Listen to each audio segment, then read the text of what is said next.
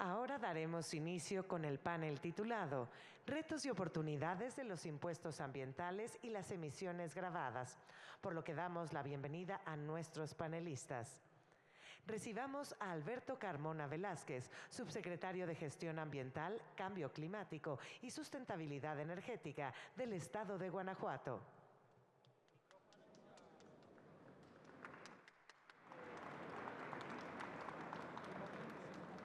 De diferentes plazos. A Jesús Miguel León Silva, director del Centro de Ecología y Cambio Climático de la Secretaría de Desarrollo Sustentable del Estado de Querétaro.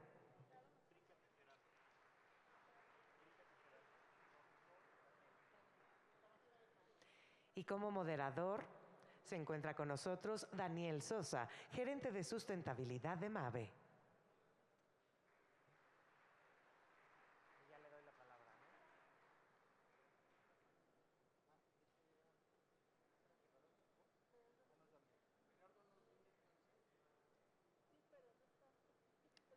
Dando inicio con el panel, retos y oportunidades de los impuestos ambientales y las emisiones gravadas, cedo la palabra a Daniel Sosa. Muchas gracias y un gusto a quienes nos acompañan. Muy agradecidos a CANAME, a todo el comité organizador de este Simposium Internacional de la Energía en su edición 2023. Nos complace justamente tener la oportunidad de traer un tema en este panel muy importante, consideramos, para el sector, para la industria, y uno de los aspectos que se vuelven fundamentales. Tenemos que ir como sector y como bloque preparándonos en todo este proceso de identificar y prepararnos y desarrollar una buena capacidad de respuesta para los futuros temas que nos van a estar impactando como gremio. Es importante comenzar y justamente compartir que desde su plena identificación y reconocimiento, el fenómeno de cambio climático se ha posicionado como una de las principales amenazas que enfrentamos como humanidad.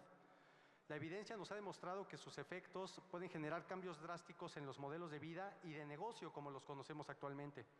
Ante dicha situación, resulta necesario hoy más que nunca la toma de acciones para buscar mitigar y adaptarnos de la manera más eficaz a los impactos futuros. Al mismo tiempo, debemos buscar lograr construir capacidades para mejorar nuestra capacidad de respuesta y, consecuentemente, mejorar la manera en la que nos podamos poder adaptar a los nuevos equilibrios que va a demandar el entorno. Desde el ámbito empresarial, esta situación no es distinta y no es lejana. La reciente pandemia puso de manifiesto la importancia de tener una buena capacidad de respuesta ante los futuros eventos que vamos a vivir. Y más que nunca es necesario dimensionar el impacto y la contribución que desde nuestras operaciones tenemos en torno a este fenómeno de cambio climático. Nadie está exento y es un tema que nos va a impactar a todos de manera directa o indirecta. Eso es importante que lo tengamos presente. Con base en lo anterior, resulta necesario que las empresas mejoremos nuestra capacidad de comprensión respecto a este fenómeno, considerando las implicaciones que esto puede tener, ya sea para nuestro entorno operativo y de gestión, sin dejar a un lado los factores de comunicación y los aspectos reputacionales que también prácticas como esta trae a la mesa para las organizaciones.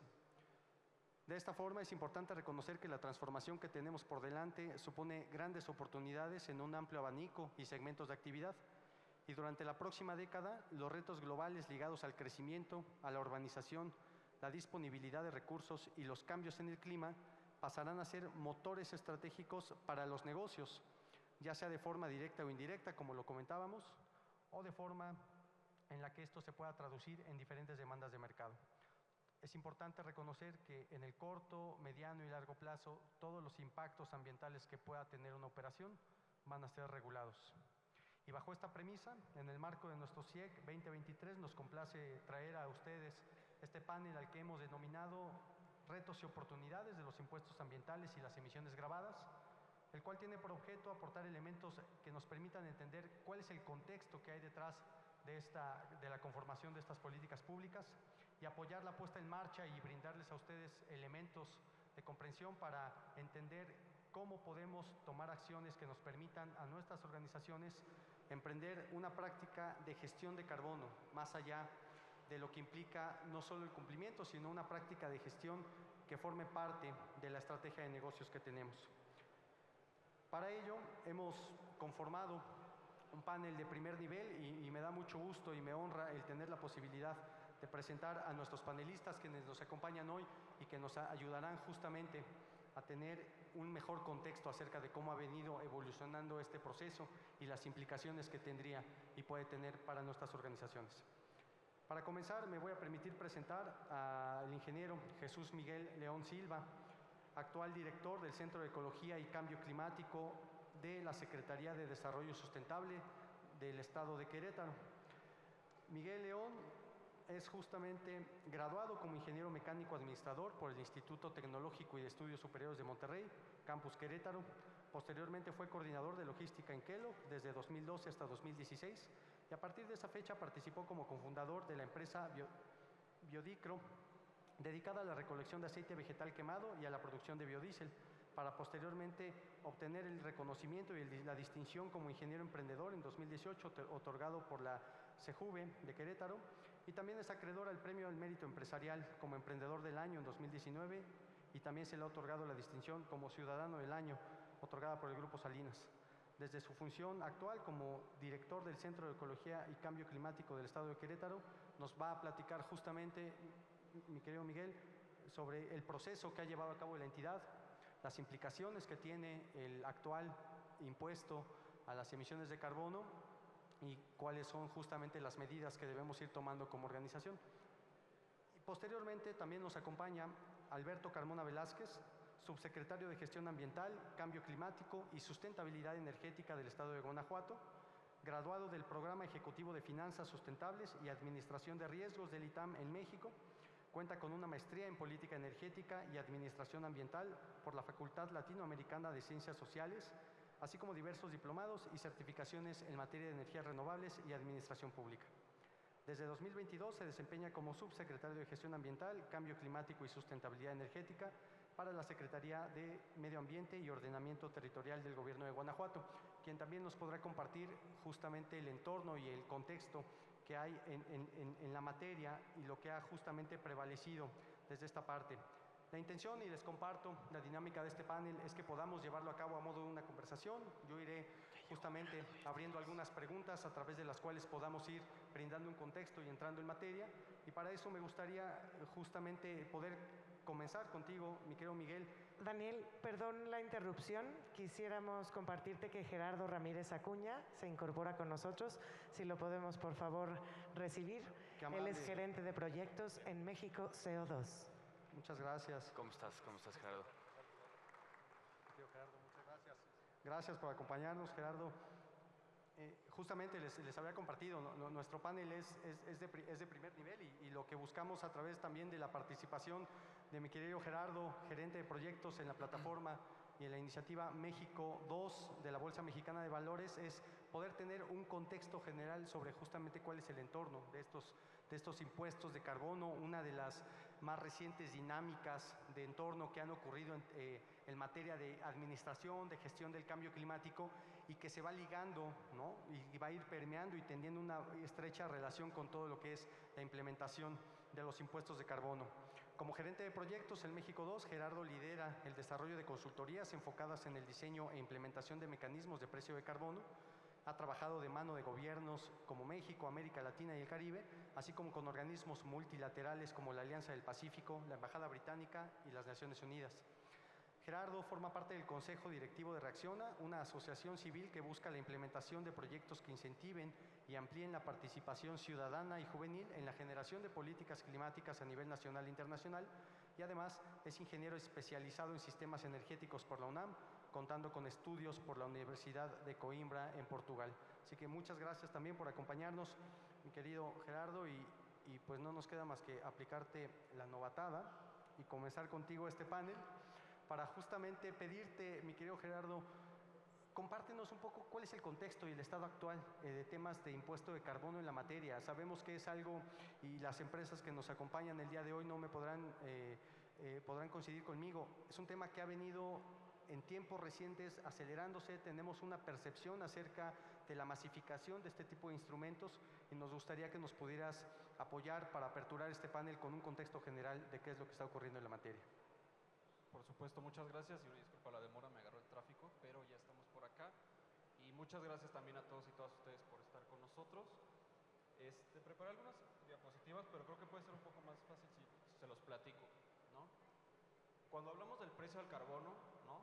Como su nombre lo dice, van a ser instrumentos que nos van a permitir ponerle un precio, fijar un precio, ¿no? Al carbono, ¿no? A las emisiones que estamos generando en las empresas, a través de los procesos productivos que estas están desarrollando, ¿no? Vamos a tener tres instrumentos principales para ponerle este precio al carbono. Primero, los que son más fáciles de entender y que son un poquito más hablados ahora en México y que seguramente ahorita nos van a comentar más al respecto, que son los impuestos al carbono. Estos se pueden hacer de dos partes, de dos formas, digamos. Uno que también todos ustedes conocen, que es al contenido de carbono de los combustibles fósiles. Como por ejemplo el IEPS que tenemos aquí en México, ¿no? Sabemos que una parte de este impuesto está destinado a ponerle un precio a los combustibles fósiles dependiendo del contenido de carbono que tienen, ¿no? El carbón, por ejemplo, es muy contaminante, entonces va a tener un precio más alto. El combustóleo, todavía más. En México los únicos dos combustibles que están exentos de este impuesto es el gas natural y el combustible para la aviación, ¿no? Por otro lado, vamos a tener los impuestos, como los que están desarrollando en Querétaro y en Guanajuato, que van directo a las emisiones, ¿no? Ya no importa qué combustible se quemó, a través de qué se generan estas emisiones, cada tonelada de dióxido de carbono o otros gases de efecto invernadero que existan y que se emitan a la atmósfera van a tener un precio. Por otro lado, tenemos uno que es un poquito más complejo, que son los sistemas de comercio de emisiones. Los sistemas de comercio de emisiones son un instrumento en el que una entidad reguladora, en nuestro caso, por ejemplo, la Semarnat, va a ponerle un tope a las emisiones, ¿no? Y te va a decir, hasta aquí puedes tú emitir. Para poder tener tu derecho a estas emisiones vas a conseguir adquirir lo que se conocen como derechos de emisión. Cada derecho va a significar una tonelada de dióxido de carbono que tú puedes emitir. Aquí lo que pasa, y donde entra este concepto de comercio, es porque, por ejemplo, una empresa que puede reducir sus emisiones muy fácilmente, le van a sobrar derechos de emisión. Una empresa en la que es más difícil implementar medidas para reducir sus emisiones, le van a faltar derechos de emisión para poder cumplir con ese tope que le pusieron anteriormente. Entonces, ¿qué puedo hacer yo, empresa que no puedo disminuir mis emisiones? Voy con la empresa que ya las disminuyó y que le están sobrando y le compro esos derechos de emisión para que así ambos estemos cumpliendo con lo que nos dijo la ley, ¿no? Y por último tenemos los mecanismos de compensación. Estos como tal no le ponen un precio a las emisiones, sino que le dan un valor a las reducciones de emisiones, a las absorciones de emisiones que se pueden generar, por ejemplo, en un bosque, ¿no? O al hacer un cambio, a lo mejor en lugar de utilizar un combustible fósil tradicional, utiliza un biocombustible, ¿no? Que va a tener una huella de carbono muchísimo mejor. Entonces, esta diferencia, esta reducción o estas absorciones se van a poder comercializar gracias a estos mecanismos en un mercado de carbono, en el que empresas, personas pueden compensar su huella de carbono, inclusive podemos ir ahorita y compensar la huella de este evento a través de estos mecanismos de compensación, ¿no? Aquí hay, por ejemplo, un mapa de cómo está el desarrollo de estos instrumentos en el mundo, para que vean que tampoco es algo de lo que nadie más está hablando, pues no, son instrumentos que ya son clave en muchos de los países. En la Unión Europea, la base de su política para combatir el cambio climático es un sistema de comercio de emisiones, ¿no? Entonces, esto es más o menos el contexto de qué estamos hablando, ¿no? Pero ¿qué está pasando en México? En México, por ejemplo, ¿no? Ya les había yo mencionado que tenemos el caso del IEPS.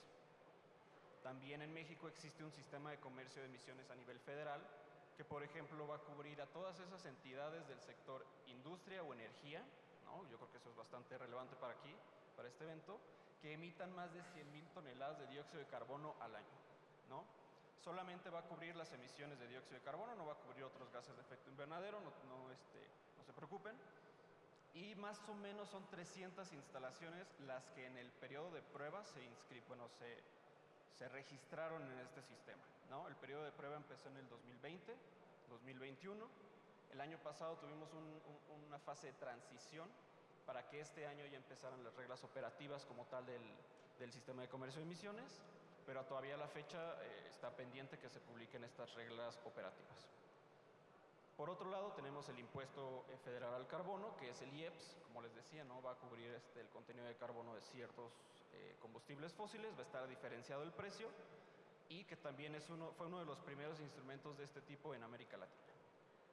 Y finalmente, que es uno de los que está cada vez en boca de más personas, son los impuestos subnacionales al carbono. Ahí podían ver un mapa, ¿no? Ya de México, cómo cada vez más son los estados que están desarrollando este tipo de políticas.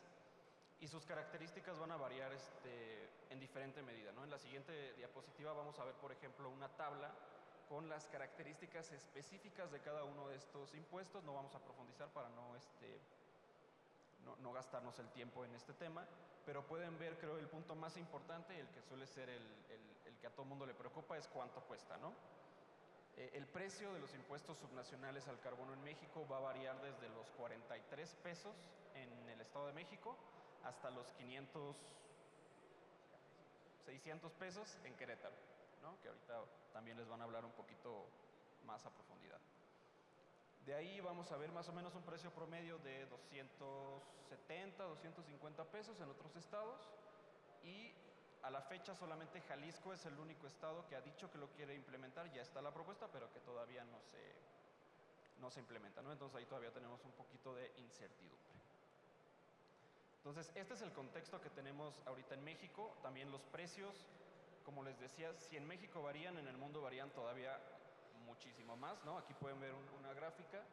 En rojo son los que corresponden a impuestos, en azul los que son sistemas de comercio de emisiones, y ahí están resaltados tres casos que son nada más para ilustrar el caso mexicano. El Estado de México, que es el más bajo, hasta el lado izquierdo.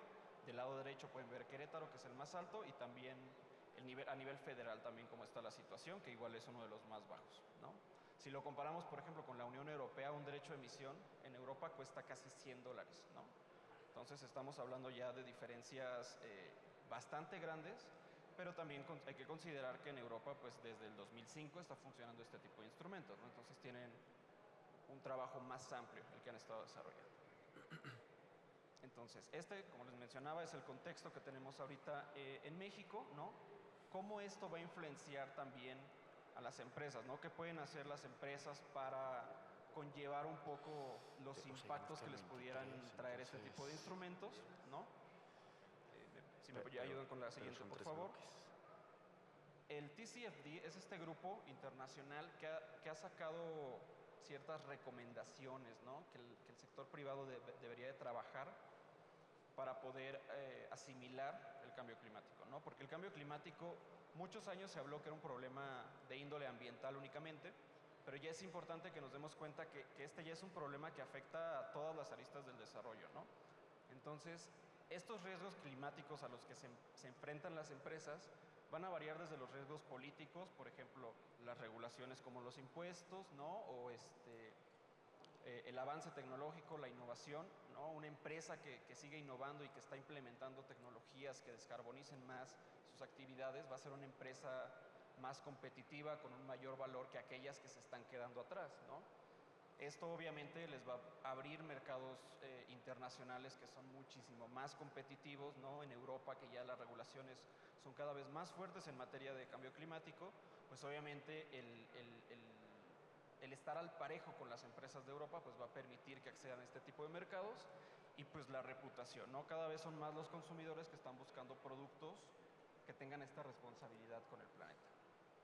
Y pues por otro lado, lo inevitable que también son los impactos físicos, ¿no? ¿Qué tal que por el cambio climático cada vez tenemos más huracanes? Entonces el buque que traía la materia prima que ustedes ocupan para sus procesos productivos quedó en medio de este huracán y se volaron los contenedores, se inundó, se hundió inclusive el barco, ¿no? Ya empieza a afectar la cadena productiva. Si son una empresa que, por ejemplo, se relaciona con necesitan, no sé, materias del campo, por ejemplo, las sequías, las inundaciones van a también empezarles a afectar también en sus cadenas productivas, la falta de agua, etcétera, ¿no? Creo que me puedo quedar aquí hablando mucho tiempo sobre todos estos impactos físicos que también ya empiezan a afectar no solo al medio ambiente, sino a las personas y a la economía de los países, ¿no?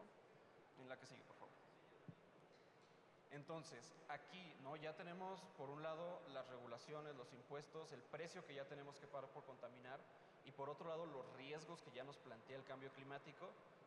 Pues tenemos que empezar a tomar esas acciones, ¿no? El primer paso va a ser medir, ¿no? ¿Cuánto estoy emitiendo realmente? ¿Cuál es el impacto que yo estoy teniendo en el planeta? ¿No? Después podemos ya empezar a fundamentar algunas estrategias para reducir esas emisiones, energías renovables, cambio de combustibles, electrificación, medidas de eficiencia energética, etcétera. Pero va a llegar un punto en el que ya hicimos todo lo posible, ¿no? Ya implementamos todas las medidas que se nos ocurrieron, ya no hay tecnología que nos permita llegar a eliminar completamente nuestras emisiones, entonces podemos ir a la compensación, que es esta parte que les hablaba al principio, en donde yo, por ejemplo, estas absorciones que tuvo un bosque y que ya se están vendiendo en el mercado de carbono, yo las puedo adquirir, ¿no? Y ya sé que estoy compensando ese extra que yo no pude reducir porque ya no encontré ninguna forma, o porque me sale carísimo y voy a dejar de ser una empresa competitiva, entonces voy a optar por la compensación. Y si llegamos ya al paso más avanzado, en el que ya redujimos todo lo que pudimos y el poquito extra o mucho extra que nos quedó lo compensamos, vamos a poder tener una neutralización, ¿no? Y al final todo esto se va a ver reflejado en los impuestos, en el caso, por ejemplo, de empresas que están en Guanajuato, que están en Querétaro, en Zacatecas, en Tamaulipas, en el Estado de México, ¿no? En Europa, pues van a tener que pagar este impuesto, pero si ya redujeron, ya compensaron, pues puede que ese pago pues vaya a ser obviamente muchísimo menor. Si neutralizaron inclusive, pues ya se lo pueden ahorrar. Y ya dentro de esto, para ir cerrando, nuestra labor dentro de México CO2, que somos una empresa filial de la Bolsa Mexicana de Valores, somos una empresa que trabaja dentro de la bolsa, de hecho de allá vengo, por eso me agarró el tráfico. Nos encargamos de crear estos mercados de carbono, ¿no? De juntar por un lado a los gobiernos que están poniendo la regulación, los impuestos, los sistemas de comercio de emisiones, con las empresas que tienen que participar en estos mecanismos, para apoyarles sobre todo en esta tercera parte que les hablaba de la compensación, ¿no?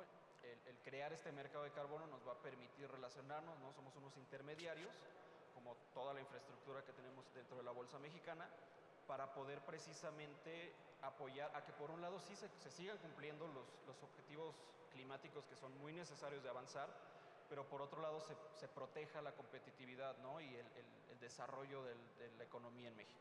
Entonces, este es un poquito el contexto en el que estamos. Con esto los dejo y mejor vamos a ver qué tal está en Querétaro y Guanajuato. Muchas gracias Gerardo. Muy claro, muy amplio el panorama que nos brindas, y quisiera simplemente rescatar el tema. Debemos quedarnos con algo. Hoy hay una regulación implícita a la cantidad de carbono que tienen los combustibles, pero también hay un enfoque de regulación hacia la forma en la que estos se están administrando y el impacto que tienen como consecuencia de su aprovechamiento en términos de las emisiones.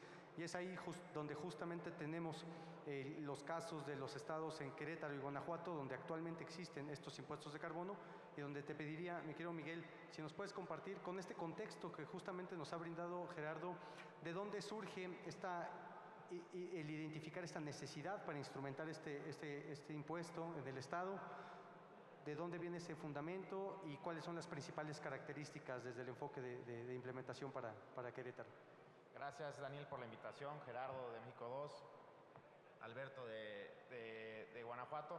Pues mira, cuando nosotros en el 2015 hacemos nuestro inventario de emisiones, detectamos que en Querétaro contamos con 13 millones de toneladas de CO2 equivalente en el estado. Después de eso, a través de una alianza con Climate Group y una organización de gobiernos subnacionales, podemos hacer nuestras primeras trayectorias para descarbonizar Querétaro, ¿no? Ya sabemos que a través de la COP de París tenemos que llegar al 2030 en un 50% a las emisiones y en el 2050 al cero neto. Pues primero tenemos que saber de dónde parte Querétaro para saber qué tenemos que hacer en cuestión de política pública de precio al carbono específicamente para lograr estos objetivos. De ahí sacamos nuestras trayectorias de descarbonización, que creo que uno de los puntos va a lo que estamos viendo en esta expo, y escuchaba en una plática anterior, en el tema de eficiencia energética. Una de las características o de los focos donde vemos que la descarbonización de la economía está en Querétaro es la eficiencia energética. Después de eso, a través de la CEPAL sale un estudio donde se define el precio al carbono o el precio que se está generando por las emisiones en Latinoamérica. ¿Qué quiere decir? ¿Cuánto nos costaría contrarrestar en temas de adaptación a cambio climático a nuestra ciudadanía para poder generar ese costeo? Y resulta que era en ese momento 539 pesos, que es justo cuando sacamos el impuesto. Hoy en día, con la actualización de las sumas y de lo que sale en nuestra primera publicación, estamos hablando que la tonelada es de 600 pesos.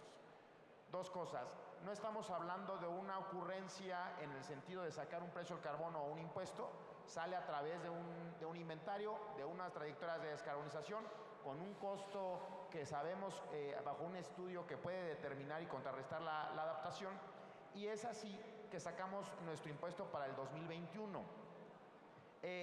Todo el año pasado y el antepasado, cuando se publicó el impuesto, nos la hemos pasado socializando con la industria, pero también con la ciudadanía, todo el impuesto, ¿no? Hay algo que queremos romper en esa mentalidad que, pues como ciudadanos todos, cuando vemos un precio al carbón, un impuesto nuevo, inmediatamente lo que creemos es, el gobierno quiere aumentar su presupuesto anual. Y no es así. Es por ello que en el momento en que sacamos también el impuesto, en la Sombra de Arteaga, que es nuestro periódico oficial, se estipula que todo lo que ingrese de este impuesto o de este precio del carbono tiene que ir directamente a una infraestructura estatal en temas de adaptación al cambio climático, ¿no? Entonces ahí es donde podemos ver cómo está todo bloqueado para que lo que estemos recaudando pues nos ayude a generar la infraestructura, y sobre todo es una política pública donde la empresa año con año va a poder mitigar y reducir su base gravable, porque nosotros sabemos cuánto están generando, porque año con año a la Secretaría de Desarrollo Sustentable nos reportan su COA, que es su cédula de operación anual, es donde la industria nos reporta cuánto está emitiendo, y a través de una equivalencia sobre cada combustible fósil que están consumiendo, nosotros ya sabemos cuánto es lo que están emitiendo, y en automático se hace la conversión. Por otro lado, con los temas que hablaba Gerardo, primero está el emitir, la mitigación, que es la reducción de las mismas, pero hay un espacio en temas de compensación. Cuando hicimos nuestro inventario y nuestras trayectorias de descarbonización, estamos estimando que para el 2050 no reduzcamos al 0% lo que estamos emitiendo en Querétaro. Sabemos que tenemos que lograr la compensación para contrarrestar y llegar a ese cero neto. Estamos buscando que para el 2050 todavía podamos emitir en nuestro estado 3.9 millones de toneladas. ¿Qué quiere decir? Si vamos a llegar al 2050 al cero neto, quiere decir que 3.9 millones de toneladas tenemos que absorberlas a través de nuestros proyectos de compensación en el estado. Y es por ello que el año pasado, después de emitir el impuesto, generamos nuestro sistema de compensación con ayuda de México 2. ¿Qué es lo que hacemos? A la industria ya tienen el impuesto, ya tienen el precio del carbono. Después de eso, se le da la oportunidad o la opción de compensar un 20% con proyectos que se generen en Querétaro en especial, con la apertura de que sean estatal y generar algún corredor con algunas otras entidades y en alianza con otros estados, pero que estos proyectos sean determinados, estandarizados y que puedan ser verificados a través de un estándar internacional. ¿Para qué? Evitar el greenwashing.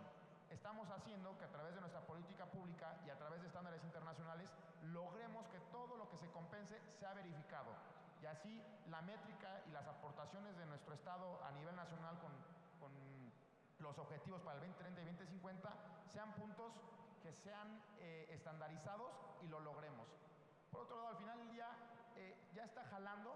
Les podría decir que el mes pasado ya teníamos aproximadamente 4,000 toneladas ya compensadas. Al finalizar este mes, que es todavía en el tema legal con las empresas grandes que están generando los contratos con los desarrolladores de proyectos, vamos a llegar a más de 300,000 toneladas compensadas en Querétaro. La semana pasada estuvimos en el Carbon Forum de Argentina y estuvimos en la Semana de Latinoamérica en Panamá en temas de cambio climático, y les puedo decir que ante todas estas entidades gubernamentales subnacionales, los resultados que estamos haciendo desde Querétaro son muy buenos, porque estamos blindando, estamos generando una narrativa a través de una necesidad que tenemos como Estado, pero sobre todo estamos ya teniendo resultados, ¿no? Para nosotros es importantísimo no ver la recaudación, no ver este ingreso, sino que las empresas se están acercando a nosotros y están siendo parte de nuestro sistema de compensación, y ahora el siguiente año van a tener dos opciones. Ya saben cuánto emitieron este año, van a poder compensar pero también reducir. La única opción para lograr los objetivos para el 2050 de cero neto no es la compensación, por eso estamos topados al 20%, es la mitigación. Es la única forma en la cual podamos lograr como país y como gobiernos subnacionales los objetivos y para poder combatir el cambio climático. Muchas gracias, Miguel. Muy importante lo que nos compartes desde la perspectiva del Estado y quiero rescatar algo que me parece primordial. Debemos tener claro que hoy tanto gobiernos como organizaciones estamos buscando definir las trayectorias y las estrategias que nos van a permitir mitigar este impacto en términos de carbono. Esto que estamos viviendo y que viven todos ustedes en sus organizaciones no es lejano y no es distinto a lo que ocurre desde la política pública. Ya nos comentaba Miguel, se hace un inventario, se identifican los impactos más significativos y a partir de ahí se trazan trayectorias. Y es justamente eso un factor que se vuelve clave y determinante. Cambio climático ya es algo que incluso se platicaba en el panel de la mañana que tuvimos la oportunidad también de moderar.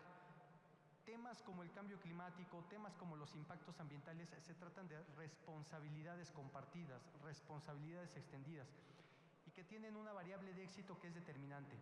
El trabajo conjunto entre la iniciativa pública, la iniciativa privada, pero también la ciudadanía. Es importante que entendamos justamente que este tipo de fenómenos son consecuencia de una dinámica global, no tiene un único responsable y está estrechamente ligado al desarrollo que hemos tenido como humanidad. Y por eso se vuelve muy importante justamente identificar cómo lo vamos a mitigar, pero desde el otro gran capítulo, y es donde justamente me gustaría escuchar tu testimonio, querido Alberto, la adaptación y la identificación de los elementos que también han llevado al Estado de Guanajuato a impulsar la definición de un impuesto con carácter ambiental. Sí, muchas gracias, Daniel. Muy buenas tardes a todos. Primero, muchas gracias por la invitación. Caname, un gusto también compartir panel con Gerardo y Miguel. Comentarles que en Guanajuato, en noviembre del año pasado, se aprobaron una serie de reformas a la ley hacendaria.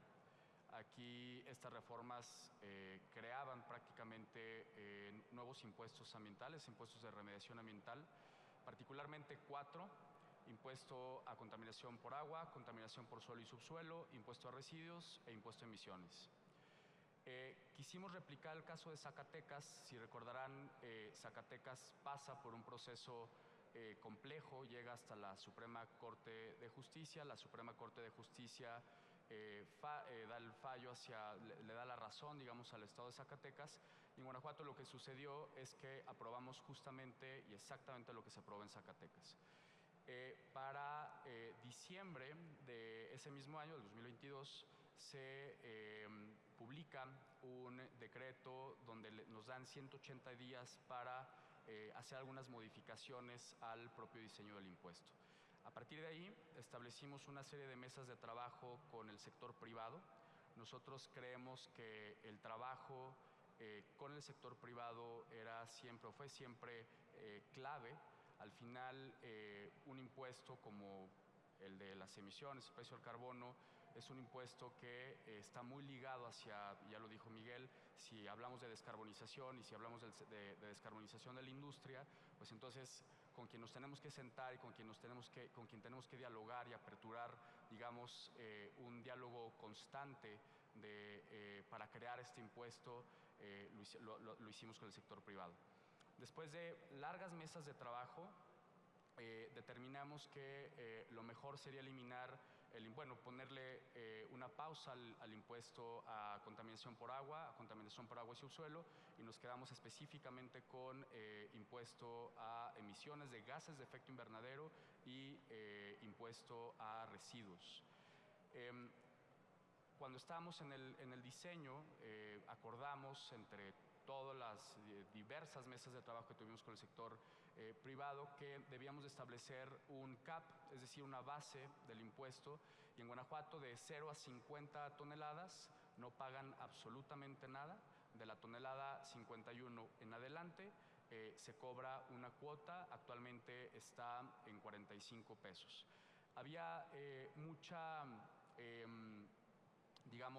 preocupación por las emisiones relacionadas al gas natural.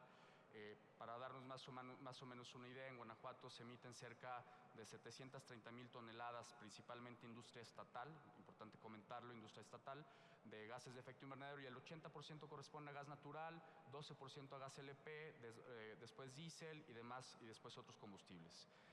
Lo que terminamos fue que de manera gradual le íbamos a poner un estímulo al gas natural. El costo de la tonelada está en 45 pesos y agregamos un estímulo del 90% en el 2023 y se iba a ir reduciendo en el tiempo hasta llegar al 2030 a una reducción, a un estímulo del 75%. De esta manera, digamos, lo que estamos haciendo es, y algo que se puso mucho sobre la mesa, era el término de competitividad.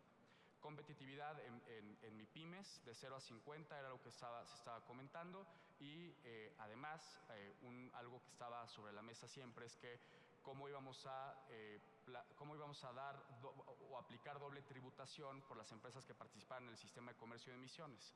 Entonces, lo que hicimos fue diferenciar a las empresas que participan en el sistema de comercio de emisiones y a las empresas que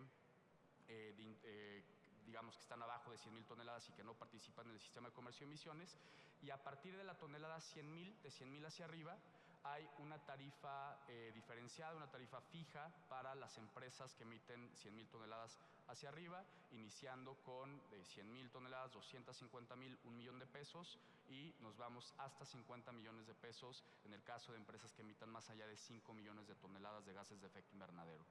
De esta manera, lo que intentamos es que pues al final el impuesto fuese adoptado por el sector privado, no nos volcáramos en una serie de amparos que nos iban a realmente iban a perder el sentido, digámoslo así, del impuesto. Y algo muy importante es que justo estamos trabajando en los mecanismos de deducibilidad. Todavía es algo que no lo tenemos tan desarrollado como Querétaro. Estamos justo en la fase de diseño de los mecanismos de deducibilidad. A partir del 2024 es cuando vamos a tener claro cómo se va a deducir el impuesto a partir de las toneladas que se cuantifiquen. Un tema importante también es que nosotros consideramos a la COA estatal y federal como el instrumento de cuantificación. Es el principal instrumento que va a determinar exactamente cuántas emisiones. Ahora, ¿cuál es nuestra proyección? Y si hablamos de ruta de descarbonización, más o menos hacia el 2030 estamos considerando que habría cerca de 1.100.000 toneladas para industria estatal específicamente. Si sumamos a la industria federal, estamos hablando de cerca de 19 millones de toneladas al 2030. La meta de reducción que nos hemos puesto hacia el 2030 es una meta cercana a 26,000 toneladas por año, iniciando en el 2023 hacia el 2030. 2023-2024, hacia el 2030, cerca de 300,000 toneladas es más o menos la meta que estamos poniéndonos hacia industria estatal principalmente. Con industria federal la meta sube, por supuesto, sin embargo, todavía es un reto el tema de la industria federal. No sé cómo lo traten nuestros colegas de Querétaro, sería importante también conocerlo. Más o menos esta es la característica del impuesto de Guanajuato. Si nos metemos a la parte de residuos, bueno, muy sencillo. El generador a partir de 10 toneladas tiene que pagar 30 pesos por tonelada en el 2023, en el 2024 o a partir del 2024 sube para llegar a 100 pesos la tonelada en el 2027. Entonces, todas las empresas que generan residuos de manejo especial principalmente pagarán una cuota de iniciando de 30 pesos, llegando a 100 pesos en el 2027 por la generación y disposición final de estos residuos. Más o menos a grandes rasgos es la estructuración. Daniel. Muchas gracias, Alberto, y de verdad que es un tema que nos da para mucho y el tiempo se nos está agotando. Quisiera destacar justamente e ir resumiendo las ideas que amablemente nos han compartido cada uno de ustedes, resaltando aspectos clave que nos debemos llevar en la agenda como organizaciones. Estrategia, gestión. Necesitamos comenzar a internalizar el costo ambiental que tiene para nuestras organizaciones. Eso es muy importante y debemos comenzar a visualizar que la variable ambiental ya no es ese elemento que estaba en la esquina y que se veía lejano en la forma de hacer las cosas. Hoy es cada vez más cercano y debe ser incorporado al mismo nivel que otros aspectos prioritarios dentro de la visión de las organizaciones para justamente entender las implicaciones y el costo que esto implica. Hay temas que se vuelven puntuales y ya comentaba mi querido Gerardo sobre los estándares y los protocolos internacionales que se están llevando a cabo, y hay un aspecto que se comienza a resaltar, que es el precio del carbono para la organización. Las organizaciones necesitan comenzar a estimar cuál es el precio interno que representa la variable de carbono asociado a sus operaciones. La trazabilidad, como ya lo comentabas, Miguel, se vuelve muy importante, dar certidumbre, dar elementos de decisión, pero también conjuntamente comenzar a generar una buena capacidad de respuesta. Y Alberto, ya lo comentabas claramente, es importante justamente atraer la inversión y el desarrollo en el Estado, pero también comenzar a generar los instrumentos que hagan que ese crecimiento y ese dinamismo que vamos a tener a nivel de sector productivo también sea responsable y consecuente con la manera en la que vamos a estar utilizando nuestros recursos. Me parece que ese es uno de los fundamentos más importantes que tienen hoy este tipo de instrumentos y regulaciones. Y me encantaba como lo decías, Miguel, más allá de centrarnos en el aspecto recaudatorio, es una visión hacia el futuro y hacia las capacidades que debemos desarrollar. Quédense con esto, querido auditorio, debemos adaptarnos, el tiempo va a cambiar, COVID nos enseñó que podemos actuar y lo podemos hacer rápido, pero todo depende de la medida con la que percibimos ese impacto. No esperemos a que llegue esta gran ola con muchos más impactos que puedan atentar severamente a nuestros negocios. Tengo que cerrar, en 3 segundos ya está flasheando ese monitor, así que no me resta más que agradecerte, Alberto, Miguel, Gerardo, por el testimonio y la información que nos comparten, esperando que haya sido de utilidad para todos los que nos acompañan. Muchas gracias. Muchas gracias. Gracias. Agradecemos a nuestros panelistas por su participación y a continuación tenemos unos cuantos minutos para el espacio de preguntas y respuestas, así que las mencionaré a continuación. La siguiente pregunta va dirigida para Gerardo y dice así: en el caso de las compensaciones, ¿se dará prioridad a las provenientes de proyectos locales? Y desde México CO2 han trabajado mucho en creación de capacidades para la implementación del TCFD. ¿Se está trabajando en que sea obligatorio? Muchas gracias por la pregunta. Sobre el tema de qué prioridades se le están dando a los proyectos de compensación, no solo es una decisión unilateral, ¿no? Ya es la tendencia muy marcada que hay en el mundo. El mercado de carbono inicialmente dependía mucho de proyectos de energías renovables, ¿no? De proyectos eólicos, solares, bioenergía, etcétera. Pero este mercado ha ido evolucionando naturalmente debido a la misma evolución que el sector energético ha tenido hacia soluciones que se les conoce como soluciones basadas en la naturaleza, donde se habla ya de proyectos relacionados con la conservación, restauración forestal, ¿no? La ganadería sostenible, la agricultura también sostenible, ¿no? Ya las últimas tendencias, inclusive, y Alberto conoce bien el tema, en manejo del carbono en los suelos, mantener el carbono en los suelos, ¿no? Por el cambio de tierra, a veces este es un impacto que ni siquiera a veces pensamos que existe. Entonces sí ha ido evolucionando y cada vez es más común ver compensaciones del lado de los proyectos basados en la naturaleza.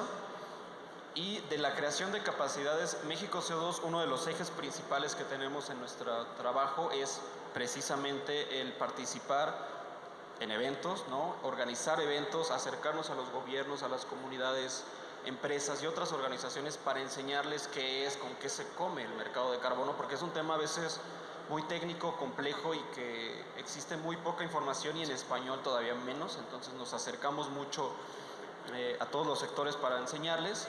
Y en temas específicos del TCFD, nosotros colaboramos mucho con el Centro Mexicano de Finanzas Sostenibles, en donde ellos desarrollan capacitaciones específicamente en temas de TCFD para acercar este tipo de visión y de recomendaciones a las empresas en México. Muchas gracias. La siguiente pregunta: cuando una empresa habla que es carbono neutro, ¿es porque ha reducido sus emisiones o han compensado, o la compensación no hace parte del concepto carbono neutral? ¿Gustas abordarla, Miguel, por favor? Son las dos cosas. En tema de reducción de emisiones de CO2 y para descarbonizar, se tiene que mitigar Mitigar es la reducción de las emisiones que emito como industria y también compensar.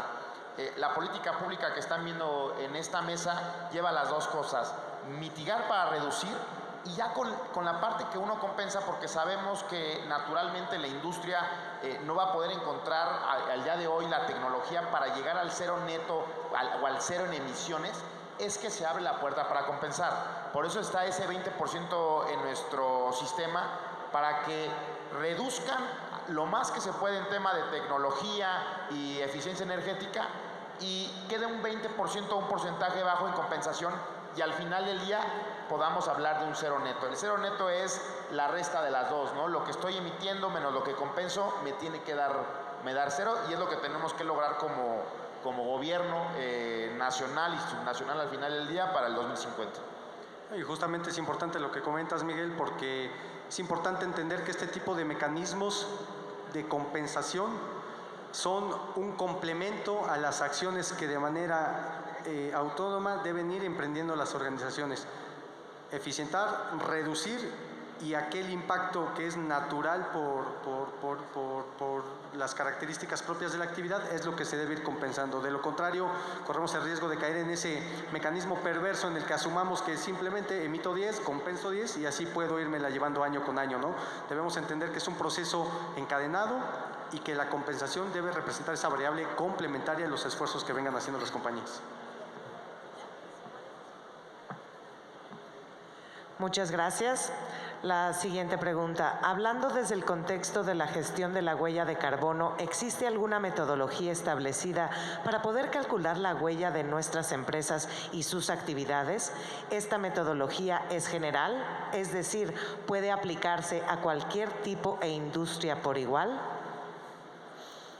Bueno, en el caso de Guanajuato, como lo comentaba, el instrumento base, digamos, para cuantificar la huella de carbono, aunque hay muchas metodologías, es la COA. La cédula de operación anual. Ahí lo que hacemos es identificar los gases de efecto invernadero que provienen de ciertos procesos productivos, y es justo la que estamos utilizando. Pero hay, no sé, en el caso de Querétaro sí se utiliza otra metodología o protocolo GEI, no sé. Es igual que en Guanajuato, a través de la COA es como nosotros determinamos, esta es una política en precio al carbono, reducción de las emisiones como tal para cambio climático. ¿Cómo lo medimos? Con la identificación de las emisiones que emiten y que nos reportan a través de una cédula de operación anual. Ojo, para nosotros, y me imagino que también para Guanajuato, es una autodeclaración, donde la empresa, desde un sentido de lineamiento claro, honestidad y planteamiento, lo define y es como ellos nos dan su COA. Para este año, como fue el primero donde tenemos el impuesto, como era la línea base, lo que sí hicimos fue que tenía que tener una certificación externa, y ya de aquí para el real, pues ya tendría que ser natural su descarbonización. Bueno, nada más complementar lo que dice Miguel. Por supuesto que existe la ISO 14064 en su versión 1, 2 y 3, y digamos ahí se pueden certificar los inventarios de emisiones, ¿no? Y creo que justamente algo que comentan ambos y se vuelve muy relevante es asegurar la consistencia. Ambos estados, al utilizar la COA, esta cédula de operación, que no es, dicho en términos muy sencillos, es la declaración de impuestos pero en su versión ambiental. Es la declaración anual de los impactos ambientales que tiene una organización.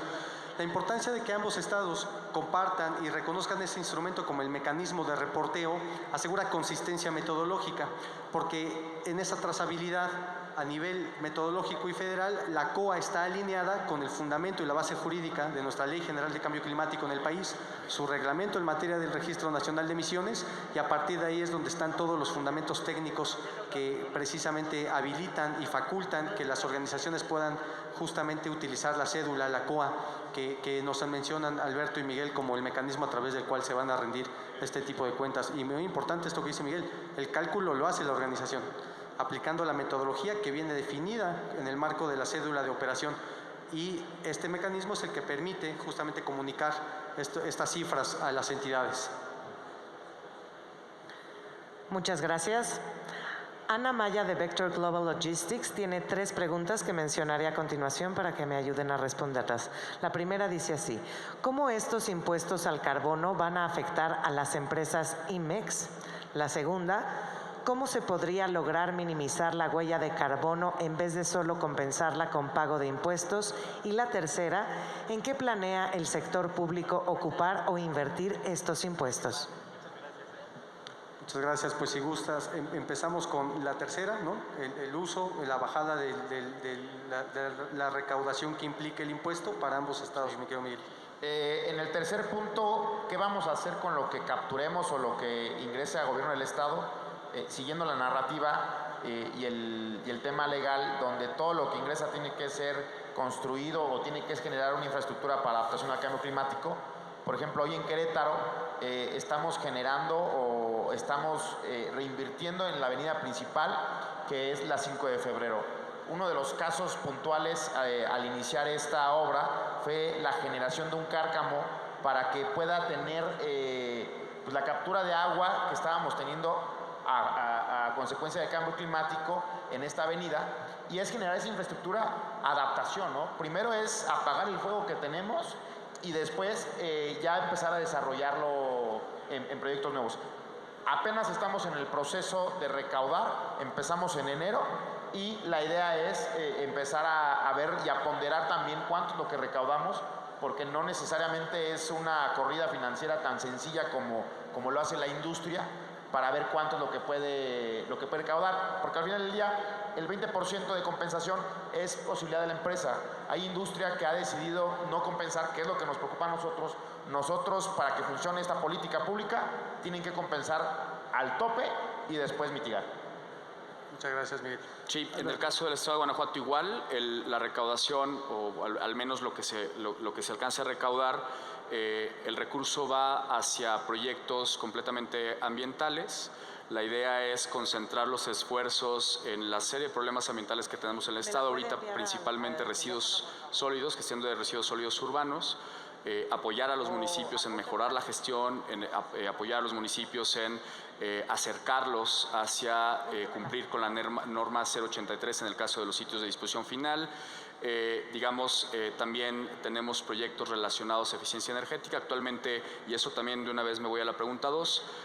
Tenemos un proyecto que se llama NAMA PYME. Lo que hace NAMA PYME en colaboración con la GIZ, con la Agencia Alemana de Cooperación para el Desarrollo Sustentable, lo que hace la NAMA PYME es apoyar a las pymes a elaborar diagnósticos energéticos, y esos diagnósticos energéticos tengan a su lado proyectos de inversión específicos en materia de eficiencia energética principalmente, ayudarlos a reducir o a ser más eficientes en sus procesos, hablando principalmente de combustibles que ellos utilizan. Puede ser obviamente electricidad, pero también pueden ser diésel u otros combustibles que utilizan para calderas. Entonces, digamos que por un lado también apoyando a través de la cooperación internacional las pymes en identificar estas medidas de eficiencia energética. Si ellos logran reducir el consumo de combustibles fósiles en sus procesos productivos, inmediatamente se traduce en reducción de emisiones, por lo tanto pagan menos impuestos. Lo que nos interesa, y creo que ese es uno de los puntos más importantes, es reducir emisiones. Esa es una de la racional más importante atrás de un impuesto de este tipo. Sabemos que el mundo necesita de reducción de emisiones urgente. Emitimos cerca de 54,000 millones de toneladas a la atmósfera de gas de efecto invernadero cada año, y eso por supuesto está desestabilizando el sistema climático mundial. Y ya nada más para concretar, en el caso de NAMA PYME de eficiencia energética y en el caso de recaudación, pues bueno, están completamente ligados. La parte que se recauda del recurso de Guanajuato va para remediación ambiental, y además tenemos programas que ayudan a las empresas a ser más eficientes en sus procesos productivos. Muchas gracias a ambos. Creo que el tema de justamente generar y aprovechar esos recursos para tener capacidad de respuesta y adaptación y mecanismos que justamente a la postre puedan irse bajando al catálogo de medidas que tienen las entidades identificadas es fundamental, ¿no? Y es una de las vías a través de las cuales se puede aprovechar. Yo simplemente aprovecharía para agarrar la primera pregunta que nos hacía Ana: ¿cómo los impuestos van a afectar a las empresas IMEX? quisiera compartir que más allá del tipo de sector, de empresa o de actividad que se hace, el tema del impuesto forma parte de la estrategia y de las variables que se deben ir tomando en cuenta para conformar las estrategias. Ya lo comentaba Gerardo hace un momento, este protocolo, este estándar del TCFD no es otra cosa más que una serie de métricas y metodología para poder traducir el riesgo que representa el cambio climático para las organizaciones.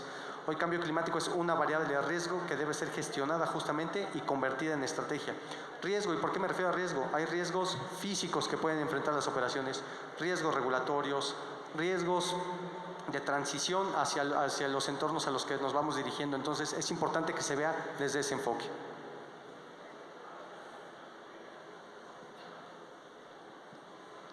Muy bien, muchas gracias. Tenemos 3 minutos para continuar con las preguntas. La siguiente es de Ángel Plasencia de Inox Green Energy y dice así: ¿qué acciones de impuestos y reformas se están aplicando para el transporte? Sabemos que en muchas ciudades son los que contaminan de forma importante más que muchas empresas. Adelante, Gerardo, por favor. En el tema del transporte, ahí por ejemplo el precio del carbono es uno de los mayores desafíos que tiene, porque imagínense cómo vamos a medir las emisiones exactas de cada uno de los coches que circulan en la Ciudad de México, ¿no? En la Ciudad de México, pues la principal fuente de emisiones son los vehículos automotores, entonces entra todavía una dificultad mayor. Por ejemplo, si se planteara poner un impuesto a las emisiones en la Ciudad de México, quizás dirigirlo a las empresas, ¿no? A la industria, al sector energético, pues quizás no es la mejor solución, ¿no? Nos tenemos que ir al transporte. Entonces ahí, por ejemplo, enfocarnos en las normas, ¿no? Del funcionamiento de los automóviles, ¿no? ¿Qué tanto puede contaminar un automóvil? Existen rutas de descarbonización inmensas para ese sector. Y hablando también un poquito, conectándolo con de las preguntas anteriores de las estrategias de mitigación, pues también el electrificar las flotillas de las empresas, ¿no? De distribución, por ejemplo, les va a permitir hacerse cargo, por un lado, de reducir emisiones que están completamente bajo el control de las empresas, ¿no? Porque ellos están escogiendo esa flotilla, y a su vez va a poder ayudar y complementar este tipo de reducciones en el sector de transporte. Muchas gracias, Gerardo. Y desde los estados, ¿cómo estamos visualizando el tema de transporte, mi querido Miguel, en la agenda? Primero, yo creo que hay que determinar qué sí está en la jurisdicción de un gobierno estatal. Y para nosotros, a través de la normativa estatal, lo que sí está son las fuentes fijas, ¿no? Una fuente móvil como línea transportista, no podríamos ahorita generar este incentivo o este precio de carbono, pero por otro lado lo que sí está dentro de nuestra política pública es la verificación. Y es a través de centros de verificación, los que tenemos en el estado, con los cuales medimos directamente sobre un análisis momentáneo las emisiones, y bajo un margen es que se le puede permitir avanzar o estar en el estado circulando. Sí, bueno, en el caso de Guanajuato hay igual, verificación vehicular es un proyecto muy importante, y también actualmente estamos elaborando la ruta de descarbonización del sector transporte en el estado.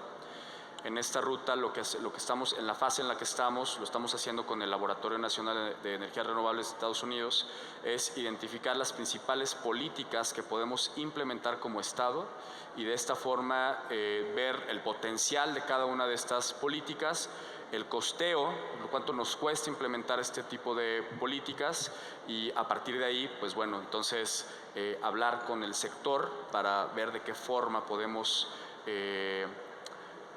persuadir para invitarlos a que ir hacia nuevos esquemas de movilidad son importantes para reducir emisiones, no solamente de gases de efecto invernadero, sino de contaminantes criterios, es decir, de contaminación local. Y creo que esto justamente se resume a este principio de responsabilidades compartidas pero diferenciadas, algo que justamente comentaban, las atribuciones directas que hoy tienen las entidades estatales y la regulación federal, que justamente desde la perspectiva del gran compromiso nacional que se tiene, el poder abordar el sector transporte como uno de estos grandes puntos que se está justamente analizando para poder instrumentar esas trayectorias de mitigación que existen.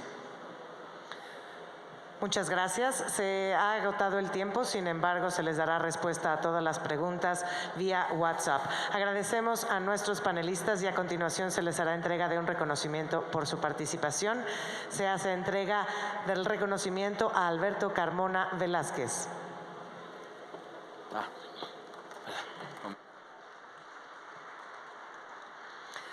Ahora hacemos entrega a Jesús Miguel León Silva.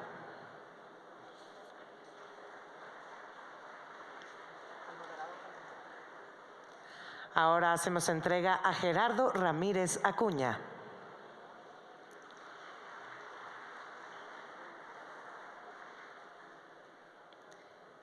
Y por supuesto hacemos entrega a nuestro moderador Daniel Sosa. Les pedimos por favor nos regalen una fotografía.